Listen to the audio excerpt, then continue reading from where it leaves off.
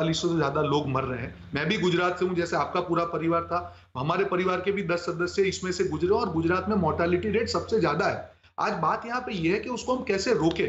ये जो वायरस है वो हर रोज जिस प्रकार से ट्रीटमेंट बढ़ती जा रही है वो अपना रूप बदल रहा है और डेंजरस होता जा रहा है। आज स्टेरॉइड की भी उसमें जो रिक्वायरमेंट है बढ़ रही है, जिससे म्यूकर माइक्रोसिस हो रहा है। हमारी डिबेट ये होनी चाहिए कि इतनी बातों के बावजूद, सरकार की इतनी वीडियो कॉन्फ्रेंसिस के बावजूद, सब कुछ करने के बावजूद भी अगर मौत का आंकड़ा बढ़ रहा है तो कहीं ना कहीं पे हम लोग उसको पकड़ने में कामयाब नहीं हो रहे। उसको रोकने में हम क्या करें? ओके रोहन जी, आपने अपनी बात को रखा।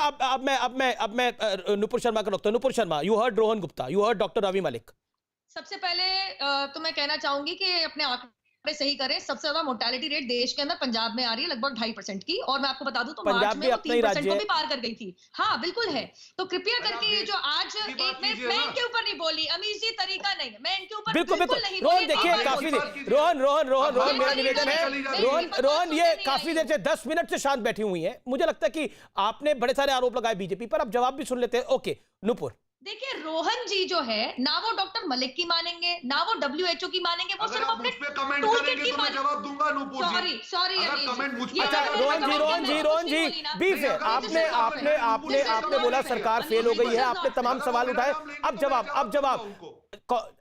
जवाब ओके मैं आपको रोहन मौका दूंगा। रोहन मेरी बहस में सबको मौका मिलता है।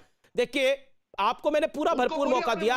आई मेड इट अप कि आपको जो वक्त कम मिला उससे आपको वक्त मिले। आपने अपनी बात को रखा और नुपुर शर्मा और राघव चड्ढा नहीं बोले, तब मुझे लगता है कि इतनी रिस्पेक्ट आपको भी देनी चाहिए। You are a senior. 3 बार बोले। ओके नुपुर जी, ये मेरे ऊपर भी बोले, मैंने बोलना शुरू किया सबसे पहले मेरे ऊपर बोले, उसके बाद ये 3 बार बोले, इनके ऊपर कोई नहीं बोला। ये सिर्फ इसलिए है क्योंकि अब मैं तथ्यों के समेत इनका झूठ को मेक योर पॉइंट 50 सेकंड जो है। सबसे पहली बात तो मैं आपको बताऊंगी अमीश जी, ना डॉक्टर मलिक सही है इनके हिसाब से, कांग्रेस के हिसाब से, ना WHO सही है।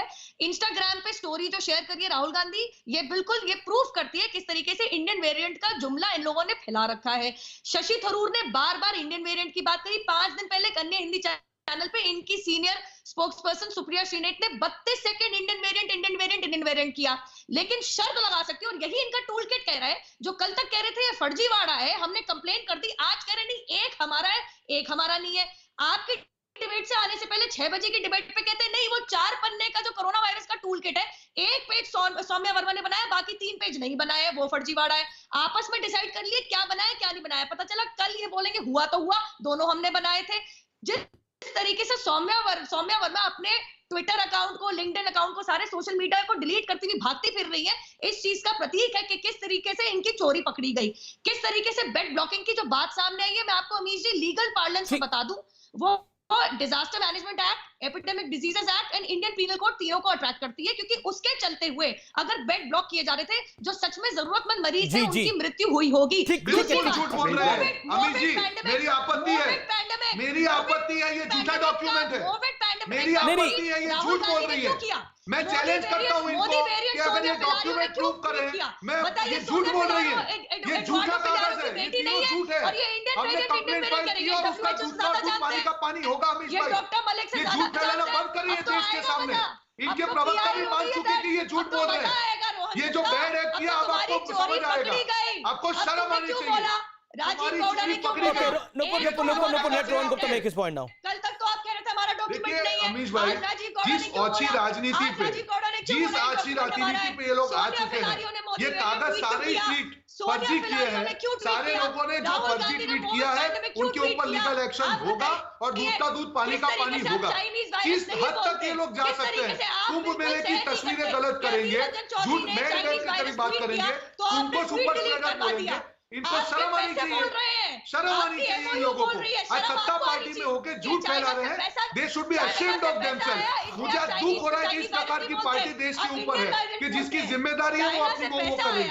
अपनी जिम्मेदारी निभाने की जगह पे झूठ फैलाना बंद कीजिए, ये टूल किट को बंद कीजिए आपकी।